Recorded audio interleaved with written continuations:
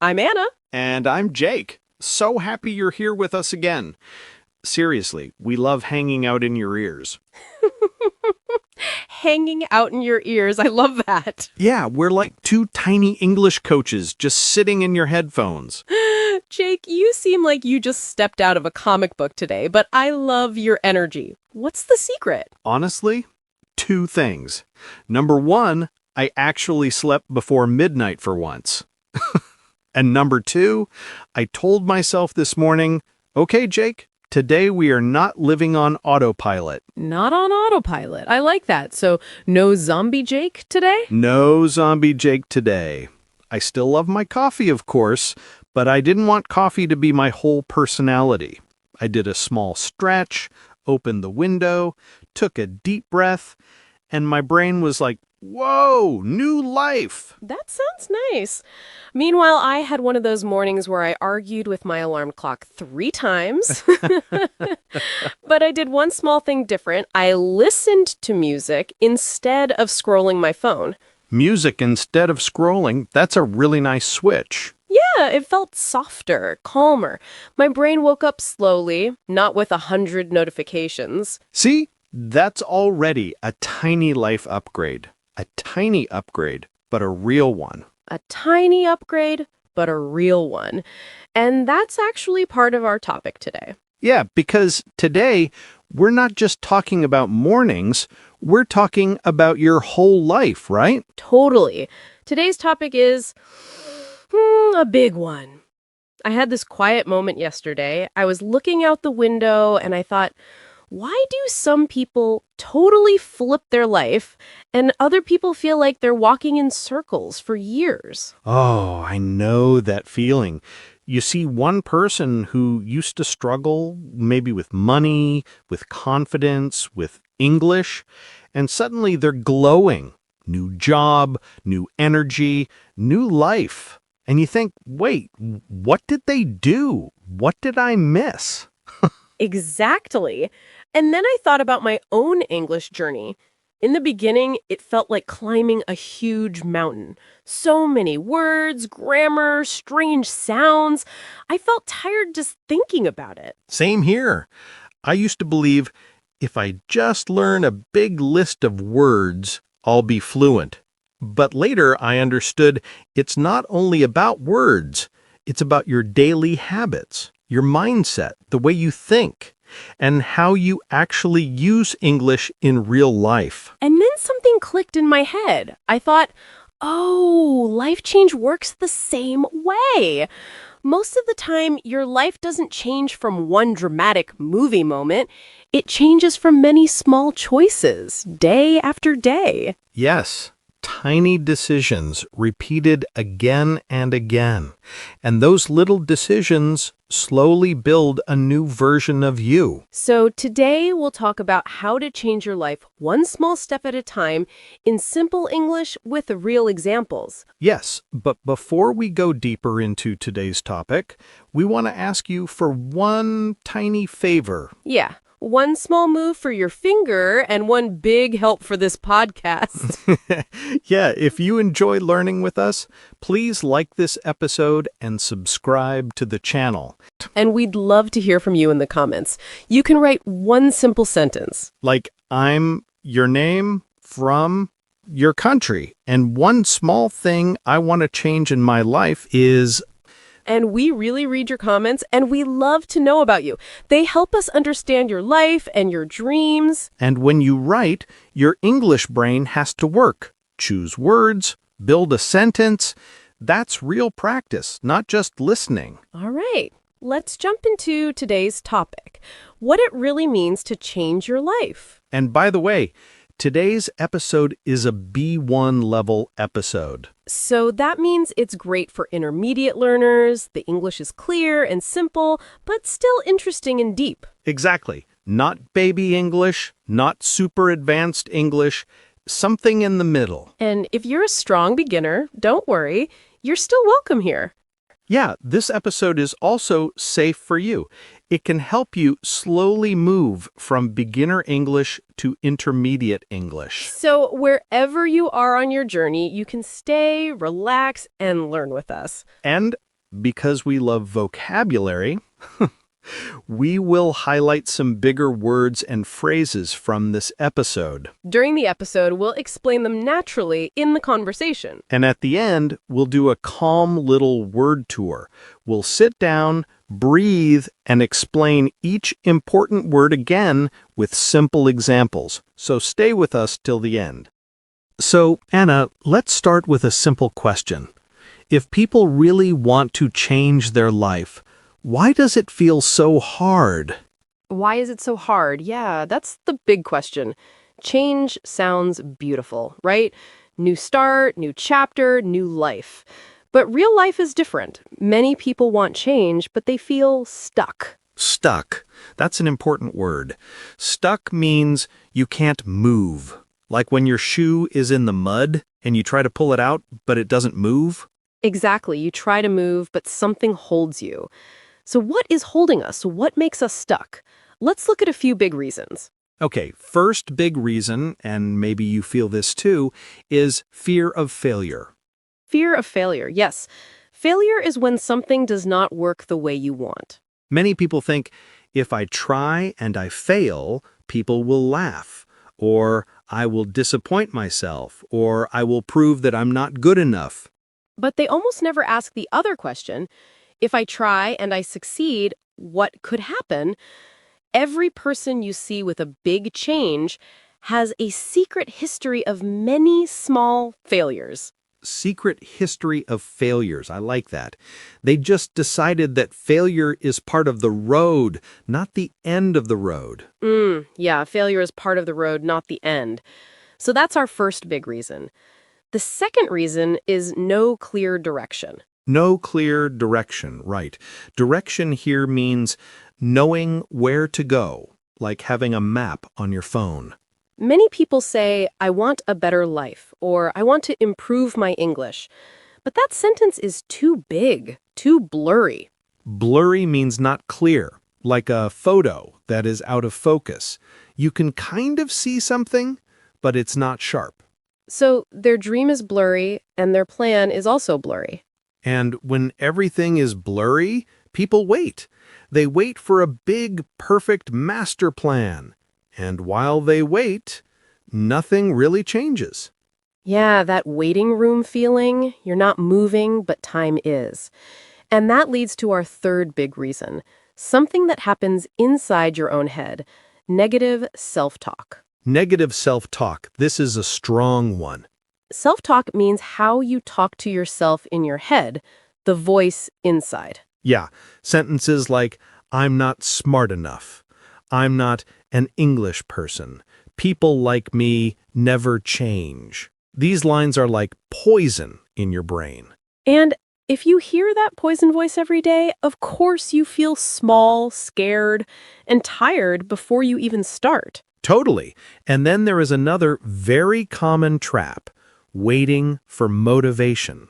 Waiting for motivation, yes.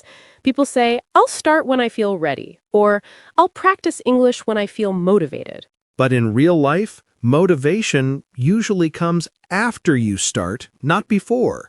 You take one small action, and then your brain gives you a little bit of motivation as a reward.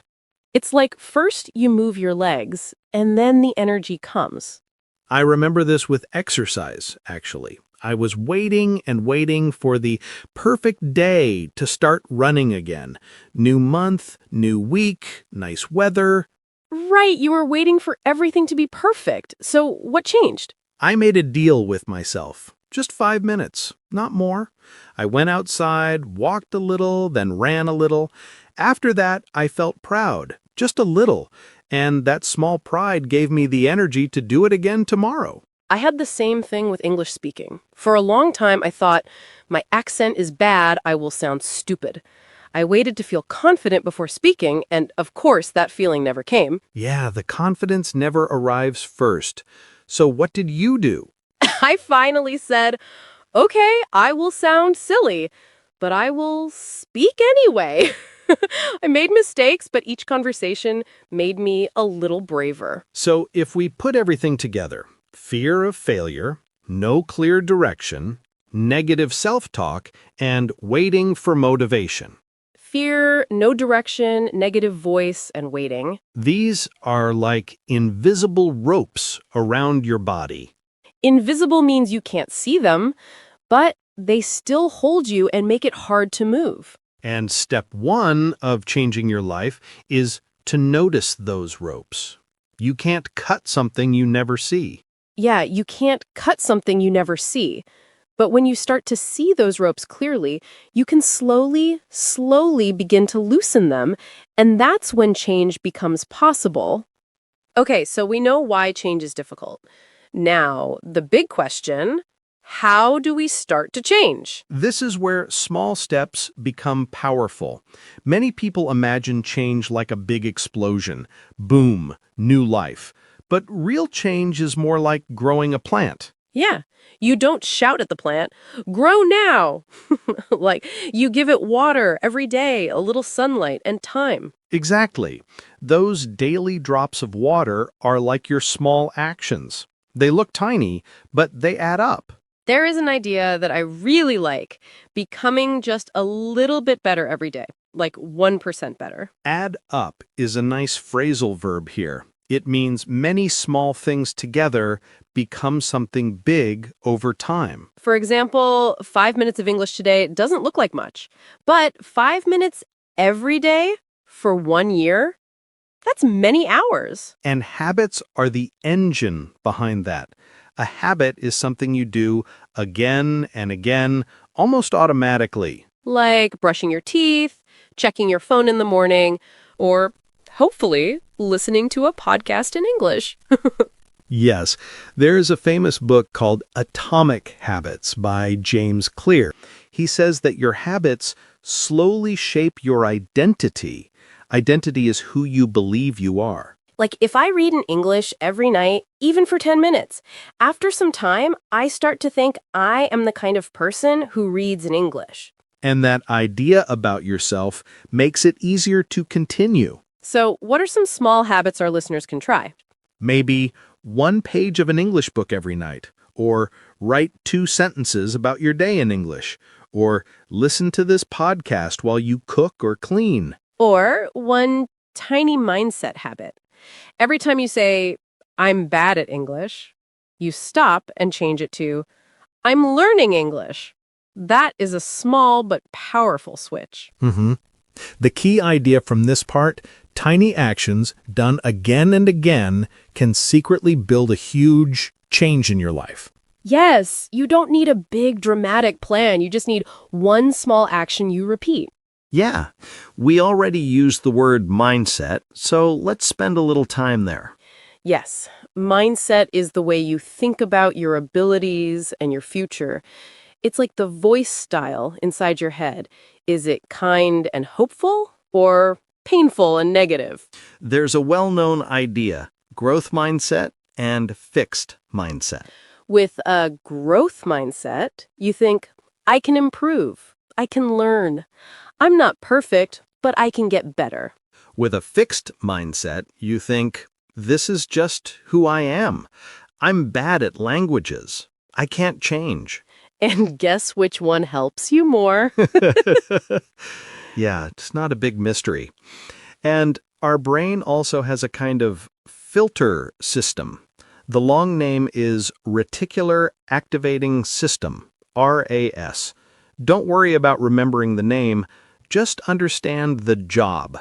This brain filter decides what information is important for you. It's like a friend saying, look at this. You can ignore that. For example, when you learn a new vocabulary word, suddenly you see it everywhere, in a movie, in a book, in a video title. The word was always there, but now your brain says, ooh, we know this, show it.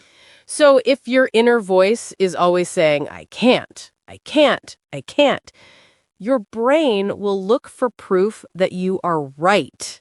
But if your inner voice says, I'm learning, I'm improving, your brain will start to show you small signs of progress. That's why some people say you can reprogram your mind, like installing a new app in your brain. Yeah, a new app in your brain. I love that picture. And to do that, we can use 3 small tools: affirmations, visualization, and gratitude. We'll use easy English here. An affirmation is a positive sentence you say to yourself on purpose.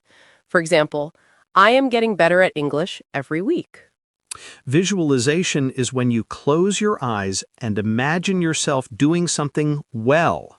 For example, you imagine yourself speaking calmly in a job interview. And gratitude is feeling thankful. You look at your day and say, okay, today was hard, but I'm thankful for this one good moment. When you practice these things, you are training your brain, not to lie, but to see chances, not only problems. Yes, the goal is simple. Make your inner voice a coach, not a critic. And then there is another big enemy of change: perfection. Perfection means something is 100% perfect, no mistakes, no problems. And many people secretly wait for this perfect moment to start. When my English is better, I'll speak. When I have more time, I'll study. When I feel confident, I'll apply for that job. But here's the funny thing. You often get confidence after you start, not before. It's like standing at the edge of a swimming pool and saying, "When I feel comfortable, I'll jump in." But the comfort comes after the jump. So true. When I started recording myself speaking English, I felt so awkward. My voice sounded strange. I wanted each sentence to be perfect. Did you delete a lot of recordings? Oh, so many. But one day I told myself, this video is not perfect, but it's good enough. I posted it, and guess what? Nothing bad happened. Some people even liked it. There's a sentence I love: a messy start is better than a perfect one day. Because one day sometimes means never. So if you are waiting for a perfect moment, maybe this is your sign. Start now in an imperfect way.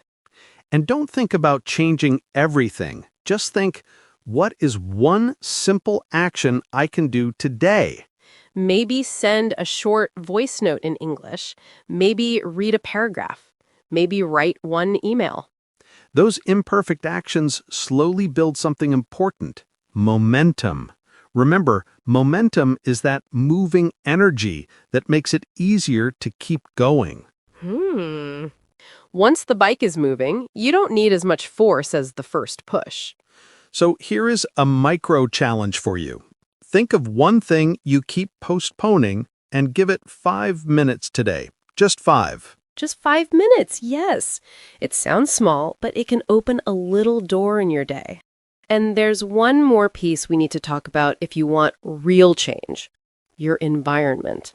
Environment means everything around you: people, places, sounds, and the content you see. There is a famous idea: you are the average of the 5 people you spend the most time with. If your 5 people always complain, always say, "It's impossible," it's very hard to stay hopeful and focused. But if your 5 people are trying, learning, doing small things for their future, you start to feel, maybe I can do that too. It's not just people.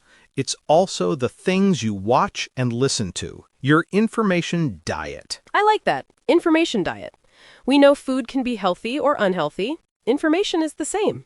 Motivating podcasts, helpful videos, good books. That's like healthy food for your brain. And some things are like junk food. Endless negative news, drama videos, comment fights, they drain your energy. Drain your energy means they take your energy away and make you feel empty or tired. When I was learning English, I felt alone until I joined a small study group online. Suddenly, I had people who said, hey, I'm struggling too, but let's keep going. That group didn't make English magically easy, but it made quitting more difficult. So maybe ask yourself, who are my 5 people right now, and what is my information diet? If the answer feels heavy and negative, You don't need to change everything in one day, but you can add one positive person, one good podcast, one small community to your world. Little by little, with better people and better inputs, taking action feels more natural. You don't have to fight so hard with yourself. Thank you for spending this time with us. Remember, you don't need a perfect plan. You just need one small step again and again. We believe in you. Little changes every day can really change your life. If this episode helped you, share it with a friend who also wants to grow and learn English. Take care. Keep going. Bye for now. Bye.